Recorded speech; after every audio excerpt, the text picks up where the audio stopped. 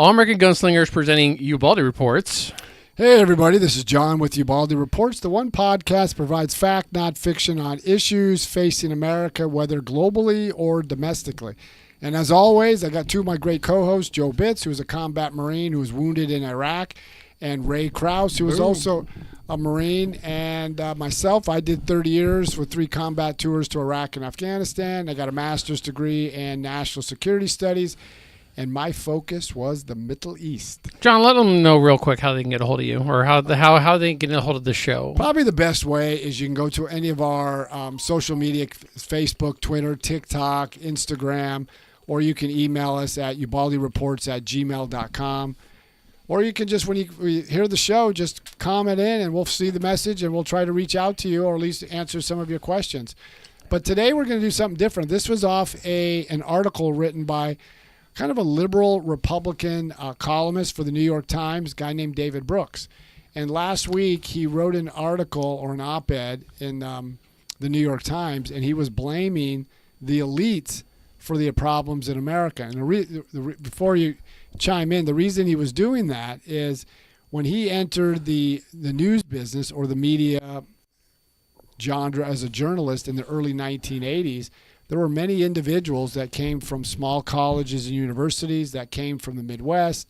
They didn't come from the Ivy Leagues, the East or West Coast. Well, now, fast forward to 2023, and I did just an informal research about 2 years ago. I looked up all the prominent journalists. This is on both sides of the aisle. They all have one theme in common. They all come from the Ivy League universities, and then what they do, they intermarry with each other. So that's kind of that's what I mean by the in-bed relationship. And this is like the political elites kind of definitely look down on middle America or anybody who doesn't have a college education like they do. So what I noticed, and what kind of maybe prompted up the subject for you too, was that a few weeks ago is that there's a lot of media and politics are kind of marrying up each other. Exactly. And there is a lot of, so you're not getting a full story, and it seems to be majority of it on the left or the Democratic side of kind of integrating politics with media. Even like you had Jen Psaki, she went over to, I think, NBC. I think MSNBC. MSNBC. So she went over to MSNBC. So it's almost like the well, not just the elite, but just like the political elite are kind of getting in bed with the military or the media to kind of quell like the storm that's actually going on underneath. Yeah, but look how they populate the media. Does anybody of those who have worked jobs that middle America? They may have started way back in the day, but do they understand, like even on Fox last year when the gas prices were extremely high, they were talking about, yeah, gas prices are high. I had to spend $125 to gas up my vehicle. But the point is, you have the means. All the reporters at the national level are making high 6-figure salaries, and a lot of the pundits on like the Fox, CNN, MSN, all the different cable news network, they're making well over millions of dollars. Yeah, you can absorb the cost, but what about everybody else? Do they understand what it's like to build something, to fix something? Now they also talk about how inflation's not that bad, but of course it's not bad if you're making 6 to 7 figures yearly. Salary. Yeah. I mean, I talked to a friend of mine. She's a single mom. She's got 2 kids. She's worrying about how am I going to pay food bills. Now she's going to worry about, I got to pay gas. I got to travel from where I live to the hospital because she works as a nurse, and I got to pay this much money for gas.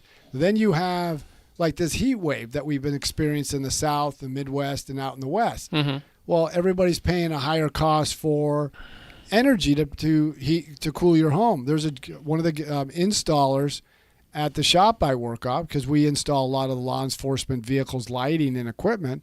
He said, I hate to see what my utility bill costs this month. Yeah. I mean, but then you have the elites pushing this new Green Deal theory that we're going to electrify the country, and you had a nonprofit energy company, or at least checks out or the stability of the energy grid, stating that 2/3 of America can't meet its energy needs, and there are going to be brownouts and blackouts, and you want to electrify the country even more? Well, also how the carbon emissions would be not only equal but greater than if you went to like an all electric vehicle. And then the question is, it's all about the environment. And I talked to somebody who came in the store, and they said, well, electric vehicles aren't that bad. And I go, okay, where do you get the minerals that go into the batteries that you need? We don't mine that here because the EPA has forbidden it. So 70% of the cobalt comes from the Congo. The Congo isn't environmentally sound. They got 6-year-old boys and girls tooling for a penny or $2 a day or a week in there, facing all the environmental hazards that is coming with cobalt, zinc, and all the other rare earth minerals that we need. How is that environmentally effective? But you got the elites pushing this, but they exempt themselves from their own ideology. How many of the entertainment world? They talk about we got to protect the environment. Do they travel on Delta or Southwest or where the peasants fly? No, they travel private planes. But they dictate to us how we live. Right, and one of my questions is, because I'm younger, so there's a question for basically the older generations. Was all these like forest fires and all this stuff going on back in like the 50s, 60s, 70s, and 80s, or are we just starting to get into like the multi-million acres of burned? No, it was. It's been going on around for a while. I remember when I first moved to Florida back in 2006, 2007. Huge wildfire in Florida. I mean, like so bad that the smoke was coming through. You make a good point. I grew up in California. California faces wildfire season every year. Mm-hmm. Yeah, only because their dumb governor doesn't want to clear the brush. Well, that's the point I'm getting at is I grew up in California my whole life. Moved out here about when I was 49 or 50 years old. I don't remember. Only one year we had a bad wildfire season. In the county and town I lived in was in 1976. The problem is most of the forest in California is federally owned. Okay, stick with that. But if you want to clear cut, if you want to thin the herd out, thin the brush, the branches, the dead trees, you can't because environmentalists put all these restrictions about cutting down the trees. And then when they allow you to cut down the trees, they're worthless because all the bugs and beetles get into it. You can't use it, so it just sits there. So any spark, whether from the electrical grid or transformer or power or a cigarette butt or anything, or even just naturally through lightning strike, it goes up like a tinder. Now everybody complains that people are moving up into those areas. Well, did you ever think California has the lowest amount of building new homes? You can't build because of all the restrictions they put on the environment, all the other things, and localized building codes. So they push people further and further out. This is why you have these things. But they never think about that. They just look at, it's climate. It's not climate change. It's idiotic management of the resources that they have. My brother lives on Maui.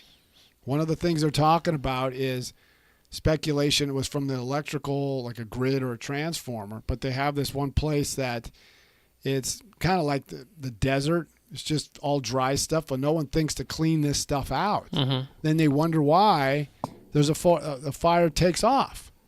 So, I mean, come on. But you have these elites, like take Taylor Swift. The company I work at is just around the corner from Raymond James Stadium. You know how much energy was used to put on her concert? There's a concert going on right now by Beyonce. And when Taylor Swift put hers on, it was 3 days. How much energy was used to put a concert on? She's big on climate change.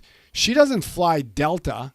She uses her, she rented out her private jet to other people and then claims, it's not me. Well, doesn't like third party kind of negate their responsibility? Yeah, okay, let's just say Tesla. Tesla needs their batteries, so there's a company that hires people from Congo to make these batteries, even though that company uses slave labor. Tesla's like, man, it's not us. And that's the point. You have these elites dictating to us. And I don't know if that's actually true, Tesla. I'm just using you as an example. It's an don't example, sue us. But where do these battery packs come from? There's a gentleman in my church. He owns a trucking company, he sells long-haul tractor trailers, new and used. He has a big trucking company here in Florida. He went to Germany, Diamond Chrysler. They're all in about electrifying the long-haul tractor trailers. So I asked him, how big is the battery for a truck? He said, it's huge, but at the same time, he said that battery can only last about 100 miles per charge. So think about it. Every 100 to 125 miles on average, you got to stop, park it, and charge it. Okay, I kind of want to break off because so we got what's going on in Maui right now, right? Yeah. Okay, and someone brings up a good point. I think it was. Let's see. It's Ricky something. Okay, there was a book that was like produced. Did they give the name of the book? Yeah. Oh no, yeah. It was John Tripp. No, that's. Are you talking about Matt's Funny Farm? So Matt's Funny Farm said that there was a book about the Maui farm and how that came out. And I'm not familiar with that book. I'll look it up. No, it's become like an instant like Amazon bestseller. Okay. Because it kind of walked you through what kind of transpired. What happened in Maui, but it came out before they actually put the fires out. Ah. So, but what a lot of people don't understand is that it's AI generated. So basically, you put the scenario in. Okay, so it's and they already know what's happened, or they already knew what happened looking at research. So they just kind of came to a conclusion. Yeah, that's but everybody's thinking conspiracy wise because they're like, oh, they planned this or something like that. Yeah, that'll be interesting. My brother lives on Maui, and I asked him, and he was like, he gave me some of the insights. It's still. Why aren't you reporting on this then? You're a reporter. I have been reporting on. On what? I was on my radio show on Monday. We talked about it. Any TikToks yet? No, with that TikTok. Okay. Well, give me a break. I work 50 hours a week. If everybody supports this, I can do these things. I work 40 hours a week, and I take care of my kids. Shut up, troll. I don't. Shut up, troll. But I mean, there's a lot. But you have as an example, take Paris Hilton. She got shamed because she went to Maui for vacation. So you have these elites travel. Like take President Biden. Over the weekend, once the fire started, I think it was last Wednesday or Thursday, he was at the beach all summer. I mean, all weekend. They asked him, Mr. President, do you have any comment? He goes, could you talk about Maui, whatever? And he goes, no comment. And some we didn't hear, didn't quite grasp the questions. But I mean, he's old, yeah. But I mean, that tells me it's been going on for a couple days. You don't comment. But remember when Donald Trump was at a golf course, the media went nuts about his response. Yeah, I mean, even the hurricane in Puerto Rico, he tossed a paper towels to somebody, and he never lived that down. Yeah, and nobody looked deeper in like the Puerto Rico situation where the corruption goes on the island. This has happened before that. All Donald Trump was brought it out. It's just like, look how Donald Trump was treated when he gets a little, his rhetoric gets ahead of himself. Look at what he's said about Baltimore. But Baltimore came out after he left the White House, where 60 schools, none of the kids are graduating at grade level in math and English, and 70% can't read at grade level. So also with happening in East Palestine up in Pennsylvania, and that was about what, February? And they were about February, yeah. And they were complaining how Biden never visited. Because that was a tragedy as well. And just recently, I think it was maybe Monday or Tuesday, the Air Force One flew over East Palestine, and they're calling that. They're saying that it counts. I didn't hear that. That's what they're saying. They're saying, well, he flew over it. But think about. Okay, let's just go with that. If that's, I don't know about that. If that's true or not, but let's just go if that is true. What would have happened if that was a Republican president? And that happened in 2005 when Bush flew over New Orleans. He didn't land because they were still chaotic. He didn't want to interfere. The media torched him on it. So how is that different from Joe Biden's failure to act? I mean, can you imagine? About 100 people at the time died in a fire, the worst fire in a century in America. and the president's only response is no comment. Yeah. It's just like this week. We just we commemorated the second year anniversary of the withdrawal from Afghanistan. There's a book out, and I got to get it to read it to get more detail. I didn't hear that. But in the book, they said that the president, the military, and everybody knew when and where and the time that they were going to strike in Kabul.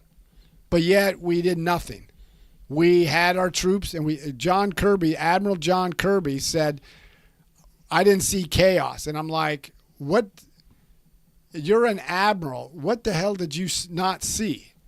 That you said this was not chaos when we got people clinging to an Air Force plane? Maybe because you're an admiral, you're not the airman got to dig out the bodies from the wheel well? Didn't we take 13 casualties as well? Yeah, but here's the point, though. Yeah. He says it, but John Kirby says it wasn't, I didn't see chaos. Maybe John Kirby needs to get with that airman who had to pick the bodies out of the wheel well of a cargo plane. I mean... But also, I mean... What the hell is this? You mentioned the second year anniversary or withdrawal. I did not hear anything about that, but what I have heard is about the year anniversary of the reduction or the Inflation Reduction Act. Yeah, and then, I did hear about that. But then you have the audacity of a president who said, well, it really wasn't to reduce inflation, and we shouldn't have probably called it that. So let me get this straight. You spent, and then we're finding out from the Wharton School of Business out in Pennsylvania that the total cost was not $300 billion. The total cost now, if you take a couple other things going along with it, is $1.something trillion. Now, that didn't reduce inflation. It was more the Fed tightening up the money supply. And Joe Biden, I mean, right now, even inflation, he says it's coming down. It went up for July to 3.3% because energy's gone up, food prices gone up. Remember what he said on a previous and it should go up for the month of September, or August as well, because school started and gas prices are going back up too. Everything is going up. And I then almost saw gas for like almost $4. Yeah, today. around the corner, where you do your on the island where I live. Yeah. Where you do, I always look at that gas station. It's not vindictive of all gas stations. Well, there's a bunch of Richie Riches there. They can afford that gas. But it's still, I'm not rich. they are. I'm poorer than crap. But the gas went up from $3.69 to $3.89. Don't say that too loud. They're going to kick you out. Yeah, they're going to kick me out. But, I mean, look at the elite. So you have Joe Biden said the economy's doing well. You had Chuck Schumer saying the economy's doing really well. But maybe for Chuck Schumer, who has never held a job outside of government, even Joe Biden. He was in the Senate when I was going into third grade. That was in 1973. So, no. I was finishing up, I'm sorry, I was finishing up second grade. So tell me how does Biden economics work? Bidenomics is working. Well, I would just look at this one question that President Reagan used very effectively against Jimmy Carter in 1980. Are you better now than you were 4 years ago? No. Scratch that. Here's the money number. Here. Are we doing better with Bidenomics? Here's the latest numbers. Hold on. We're about to send $20 million to Ukraine, and we just sent $700 with 2 zeros. What do you mean $20 million? You're we talking just, $24 billion. $24 billion. I'm sorry, with a B. I'm sorry. We just sent that over to a different country, but yet the Maui residents are about to get $700 a house. Damn it! You took that. Are you doing better? Are you doing better? That was my thought. I was like, hey, Ukraine got 12. Ukraine got 12. Ukraine got 12 billion. Maui got 700 per family. There was a latest. They don't care about us. There was a latest business group, and I can't remember who had said it, that stated that it was like some financial group that follows the economy said Americans are paying $700 more each month than they did 3 years ago. Think about that. I mean, when they talk about inflation inflation when the economy is better, I'd ask you, are you paying higher gas prices? That's a yes. Are you paying higher energy costs? Yes. Utility costs, food costs. What about Joe, you sent your kids back to school. Are you paying more than you did last year or the year before? For them to go to school? To go to school. I mean, for clothing and book supplies, all that stuff. I'd have to ask Aaron. I don't keep track of that. I mean, but from her point, or what I've heard from her, Joe Bitts. Remember that name? no, I mean, no, I don't think so. Well, but you are probably because but everything is more we're expensive. Yeah, if we did it, I would say yes. If we did not go through like say like the PTA or certain perks that the school offers, then yes, it would have cost more had we just like had we gone to Target with the shopping list and gone. But with certain things. But think about this. What if you're on, like my friend I just talked to before I came in here? She's a single mom on a very fixed income. She has 2 kids, and her costs are up. She has to get milk for her young children. Mm-hmm. Milk is not cheap. She has to get certain commodities for her children. I went and got I think 2 weeks ago, I got something at Chick-fil-A, and I spent $12. $12. I mean, I would tell everybody, if I'm wrong, message me on TikTok and say, are you doing better now than you were 4 years ago? No. However, there is a process where Ray and I and Cody are opening up a range. So we're kind of achieving a business goal. I mean, I'm trying to like equate that to something because I couldn't have done that 4 years ago, especially around like the COVID era under the previous administration. Yeah, but I take the COVID era, skip 2020 because that was the era of COVID. Go back to 2019. I believe you would be able to do it. But even right now, Kevin O'Leary from the Shark Tank, he owns his own investment firm. Mm-hmm. He said everything that Joe Biden has passed, you can say the CHIP Act, you can say the infrastructure deal, you can say the Inflation Reduction or the America Rescue Plan. Did that do anything to help small business? I talked to your partner, Ray. I mean, is it easier to get a small business loan now than it was 2-3 years ago? No. It's harder. 60% of the U.S. economy is small business. 60% work for a small business, 50 employees or less. Interest rates for our that's small the other business thing. loans are through the roof right now. Well, right now with interest rates just went up. They won't be able to. We won't see for August. They'll come back in September, but interest rates go up. That means interest on your credit card go up. More and more people are paying using credit card to pay off their basic needs, and people are pulling from their 401ks, their retirement, to pay for something, just basic essentials. How long can that keep going on? Try getting an apartment. Try rent. In most major metropolitan cities, it's expensive. So where's the bottom, and then how long till we get there? And then that's the question we don't know. When is the bottom going to hit? Well, yeah, because, I mean, once we hit the bottom, things start to change. It depends. Do they change course? Right now, remember when Biden won, well, not Biden, the Democrats did really well in the midterms. The reporters asked, are you going to change your strategy? And he said, no, we're just going to double down. To them, it's more spending, higher taxes, and more regulation. Joe Biden has pushed more regulations into the U.S. economy. And this isn't me saying this. Mm-hmm. This is small businesses.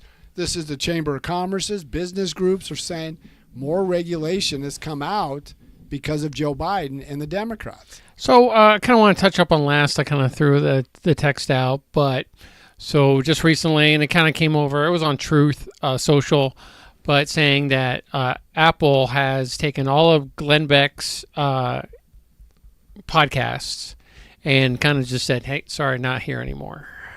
And that's a problem. I mean, and that, like, so, but Apple is just like maybe one particular part of when it comes to podcasts. Like, if they can't hear it here on Apple, they can hear it on Libsyn or Spotify or iHeart. But what happens when they're starting to censor that kind of? But see, that's the problem. That's censorship. We already know. Because of Elon Musk, when he opened up the Twitter files, we found out that the government was colluding with Twitter. There were 75 FBI agents telling Twitter, you will censor this, you will remove this, you will suppress this. Then when the Congress turned into the Republicans gained the House of Representatives, they told Facebook, we're going to subpoena you and we're going to put you in contempt of Congress if you don't release your files to show. Well, Facebook reluctantly did. Mm-hmm. And they found out what we all knew. The federal government under the Biden administration was heavily involved in censoring Americans. And the Biden administration went further and pushed Facebook further than Facebook wanted to go. Yeah. So you have these tech companies censoring Americans. If you don't agree with somebody, but what does the tech company owe the government? That's what I'm trying to say. Like, I mean, well, what they get, the big fear they had, and this came up in the Facebook files. What the government said is, if you don't do our bidding, you will see regulations that go against you. You will see, we may sue you. We may raise your taxes. We can bring the power of the government on your back. But isn't that kind of just, that's the whole stifling of free speech. That's the whole violating. That's the point. That's the whole violating of the Second Amendment, saying if you don't do what we say, we're going to do this because you're not doing what we're, Yeah, remember it was kind of ironic. I'm getting a little confused on that. It kind of fitting. It came out on July 4th, the birth of America, where a federal judge just rebuked the Biden administration for is the greatest censorship of America's First Amendment rights since going back as far as John Adams in 1898 for his Alien Sedition Act. Okay, but are your feelings okay? Hold on. Well, what part of the government was telling Facebook or these social media groups, stop doing this or we're going to do regulations? Because at the time, we were under a Republican administration. So you're telling me somebody that didn't have as much power was like, hey, well, you got to remember the social media companies hated Donald Trump. Are they going to do the same thing next year? We don't know, and that's the danger. People got to realize this. You may despise Republicans and you may despise Donald Trump, but do you really want the government to get involved in censorship by proxy to eliminate things? They'll decide what you read, hear, and see? No. We served our country to support, defend the Constitution. I didn't swear an allegiance to a Republican or Democrat. I swore an allegiance to the Constitution of the United States. Yeah. Right. I do not want Republican or Democrats knowing you can't do censorship, but you're going to go with a corporation, you're going to go with a tech company to censorship by proxy. Mm-hmm. If anybody doesn't see that as a problem, and the way to diffuse someone who's putting out false claims, do what they did in the 1950s with Joseph McCarthy. When someone challenged him on it, goes, where did you get your information? Show me your facts. And when he couldn't provide it, it collapsed. Mm-hmm. That's how you censor somebody. Everything I've said on this program or all my programs is based in fact. I don't speculate. I just say this is where I get my information. I read. If like how many times we've asked today, you said something, and like you said that Apple has censored or removed Glenn Beck. Mm-hmm. I don't know if I'm not saying it didn't happen, but I'm not saying it happened. I would have to do my research on it. So I'm not going to speculate something I don't know. But that also just kind of opens up a can of worms that's saying if John doesn't say something Apple likes, they can just erase you. How many times we've been shut down? We've been shut down a couple times. Twice on TikTok. How many other media platforms? I don't know. Not particularly justified, but we don't know. We've been doing this for a while. How many are they censoring us now? Because we're trying to reach a bigger audience. That's what we need to know. Mm-hmm. And is that what we want? I don't like somebody, so we're censoring. Colleges are doing that all the time. So Beach Baby 226 said social media didn't exist before and has been tough for the government to handle. It has, because it's a new medium to get their message out. Because remember, decades ago, if the politician said something, most people wouldn't have heard it. But also, they're kind of experiencing the same thing with AI as well. Well, yeah, but I mean, what's going back what Beach Baby said, 20, 30 years ago, there was no social media. Mm-hmm. So now they're in competition with that because they can't hide, or if they say something, it goes viral. Well, they have to put it on the website anyway. Well, remember, this is the early stages of social media when back in the 2004 presidential election, there was a document that came out that showed George Bush did something in his military service. Well, once those on social media, the early stages of it, saw that the font wasn't around at the time this happened, and it just blew up on the person's face, and it did Dan Rather, who was the lead correspondent at CBS, ruined his career and reputation because he didn't vet something. Now fast forward to today. Cool. Where are we? Where's that? Because they don't bet anything, and then it's said, and then it comes back, and they're like, "Well, I didn't mean it." That's the problem with the media today. They violated every tenet of ethics and journalism. And if everybody goes there, you look up ethics and there's a bullet point. I go by that, even though I lean conservative, but I go by, if I can't find it, see it, read about it, or verify it, I don't report it. But the media, like, how did the media cover the whipping of the migrants? They used it as fact when that never happened. But the media ran with it. You even had a president who convicted these guys in the public when it didn't happen. He's never admitted he made a mistake and was wrong. The media, how many stories? Russian collusion. How about the bounty put on American Marines in Afghanistan? That was put out. That never happened. But that made it into a presidential debate. Did the media do its homework? No. So, John, if they got any questions or want to get a hold of you, how do they do so? They can go to the social media platforms, Facebook, Twitter, Instagram. You can go to ubaldireports@gmail.com and check us out. Also, to let everybody know, we will not be doing a podcast next Wednesday at 7:30 Eastern Standard Time because that's the Republican debate.